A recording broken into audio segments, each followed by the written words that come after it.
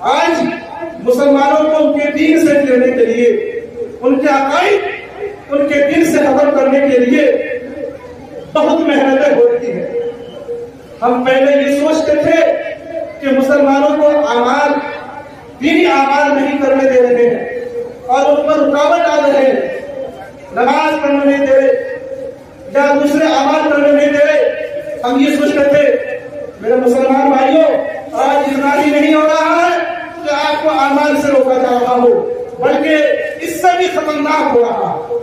اور اس سے خطرناک کیا ہو رہا ہے؟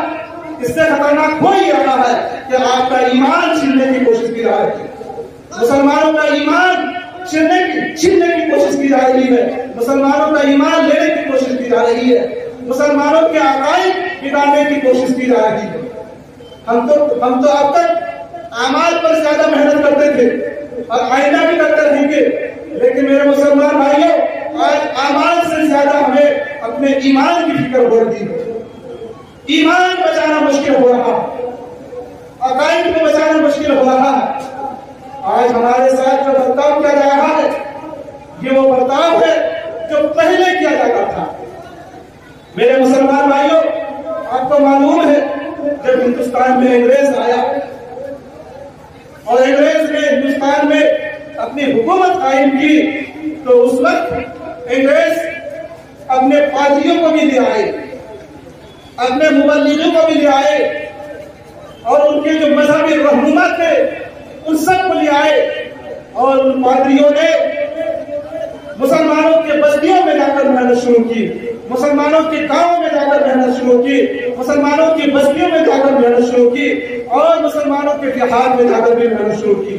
اور محنت کیا تھی؟ وہ چاہتے تھے کہ ہم مسلمانوں کو اسلام سے پھیر کر عیسائیت کی طرف لے آئیں گے، اور مسلمانوں کو اسلام سے پھیر کر کرسچن کی طرف لے آئیں گے، ان کو عیسائی بنائیں گے، ان کو کرسچن بنائیں گے۔ ان کی یہ محنت تھی اور انہوں نے بھرپور محنت کی اور آخر حد تک محنت کی، اور محنت کا ان کو پھل بھی ملنے لگا۔ کچھ لوگ عیسائی بھی بن گئے، کرسچن بھی بن گئے۔ یہ وہ دور تھا کہ مسلمانوں کو اپنا ایمان بچانا مشکل ہو رہا تھا، اعمال تو دور کی بات، ایمان بچانا مشکل ہو رہا تھا۔ یہ وہ دور تھا میرے مسلمانوں، شاید کہ آپ کو معلوم نہیں ہے کہ ان علماء کرام کی کیا خدمات ہے، ان علماء کرام کی کیا قربانیاں ہیں۔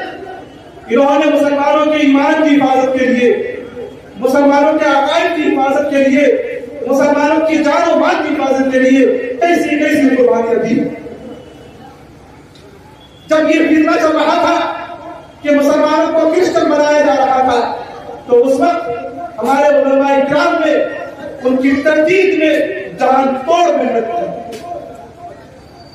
ایک بہت بڑے عالم حضرت مولانا رحمت اللہ کیرانوی، کیرانہ مظفر نگر کے تھے، بہت بڑے عالم تھے، مجاہد آزادی تھے۔ انہوں نے اس تحریک کا، اس فتنے کا پرزور مقابلہ کیا، اور ایسا مقابلہ جو تاریخ میں اب تک رقم ہے، جو تاریخ میں اب تک لکھا ہوا ہے۔ ہندوستان میں ایک پادری آیا تھا جس پادری کا نام پادری فاؤنڈر تھا۔ وہ پادری مسلمان علماء کو چیلنج دیتا تھا اور وہ کہتا تھا کہ مسلمان ثابت کرے کہ اسلام صحیح مذہب ہے۔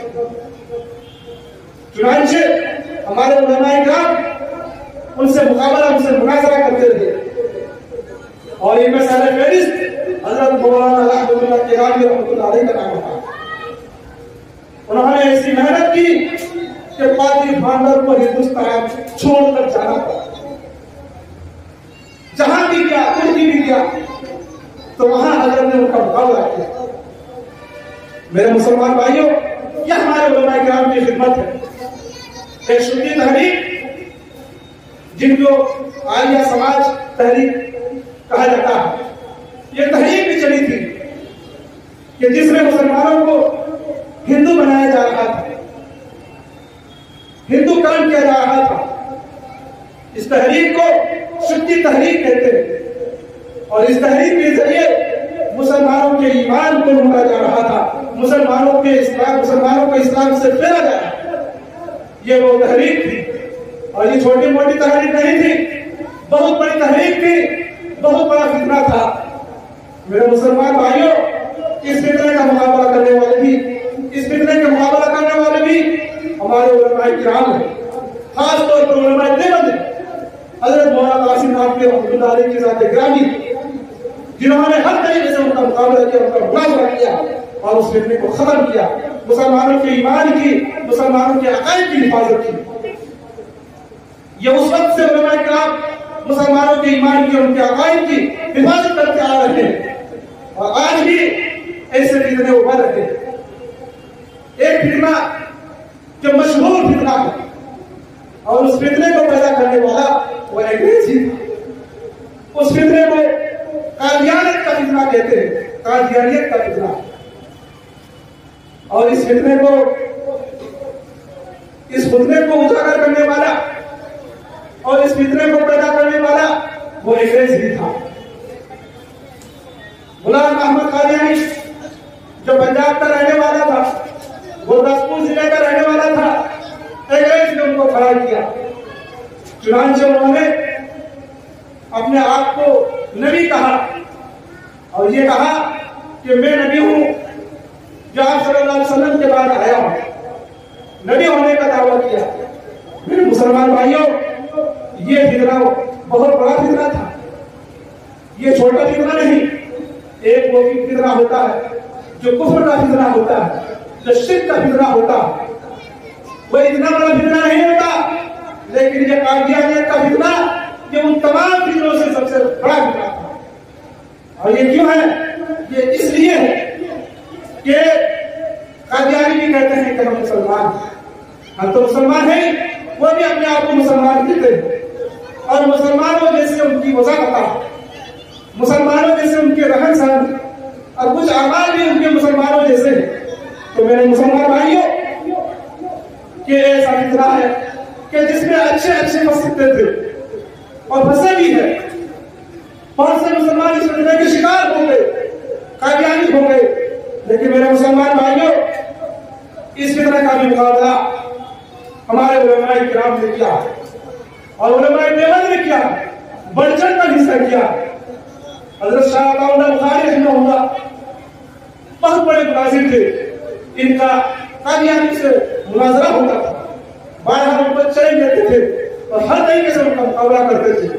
اور اس کے بعد ہمارے علماء دیوبند میں ایک بہت بڑی شخصیت گزری ہے، حضرت مولانا انور شاہ کشمیری رحمۃ اللہ علیہ، یہ بھی اس فتنے کے مقابلے میں کھڑے تھے۔ اس کے بعد سلسلہ چلتا رہا اور اس فتنے کا مقابلہ کیا گیا، اور آخرکار کیا ہوا کہ یہ سب فتنے دبے اور تب تک رہ گئے، باوجود اس کے کہ وہ مارنے کی کوشش کرتے ہیں، لیکن ہمارے علماء کرام بھی اس کے لیے مستعد اور تیار رہتے ہیں کہ ہم ان کا ہر حال میں، ہر صورت میں، ہر طریقے سے مقابلہ کریں گے۔ کہیں بھی سر مارے گا ہم ان کو بہانے نہیں دیں گے، کہیں بھی آگے آئے گا ہم اس کو آگے آنے نہیں دیں گے۔ ہر وقت علماء کرام تیار رہتے ہیں۔ میرے مسلمان بھائیوں، قادیانیت ایک فتنہ ہے، کوئی مذہب نہیں ہے، کوئی فرقہ نہیں ہے۔ آپ اس کو فرقہ کہے یا مذہب کہے یہ غلط ہے، وہ نہ کوئی مذہب ہے نہ کوئی فرقہ ہے، وہ ایک فتنہ۔ چنانچہ ہندوستان میں بھی اس کو مذہب کی کیٹیگری میں اور مذہب کی فہرست میں شامل نہیں کیا گیا ہے، اور نہ کسی فرقے میں اس کو شامل کیا گیا، وہ ایک فتنہ اور سب کے لیے فتنہ ہے۔ تو اس لیے اس فتنے کا مقابلہ کرنا ہم سب کے لیے ضروری ہے، اور ہم اس فتنے کا ہمیشہ مقابلہ کرتے رہے ہیں اور آگے بھی انشاءاللہ مقابلہ کرتے رہے ہیں۔ میرے مسلمان بھائیوں، میرے بتانے کا مقصد یہ ہے کہ آج کے ایمان کو لوٹنے کے لیے کیسے کیسے فتنے دنیا میں آئے اور آ رہے ہیں۔ ابھی بھی جدید دور میں ایک فتنہ ابھرا ہے جس فتنے کا نام شکیلیت، شکیل بن حلیم، یہ سب بہار کا رہنے والا، اور انہوں نے اپنے لیے مہدی ہونے کا دعویٰ کیا تھا، اور پھر اس کے ساتھ انہوں نے عیسیٰ ہونے کا بھی دعویٰ کر دیا۔ وہ کہتے ہیں کہ جو عیسیٰ علیہ السلام آنے والے تھے وہ نہیں آئیں گے، ان کی روح ہمارے اندر حلول کر گئی، آ گئی ہے، وہ ہمیں۔ تو یہ فتنہ ہے جو آج پورے ہندوستان میں پھیل رہا، میں آپ کو اس لیے بتا رہا ہوں کہ کبھی بھی یہ فتنہ آپ کی بستی میں، آپ کے علاقے میں، آپ کے شہر میں، آپ کے ضلع میں، آپ کے صوبے میں آ سکتا ہے۔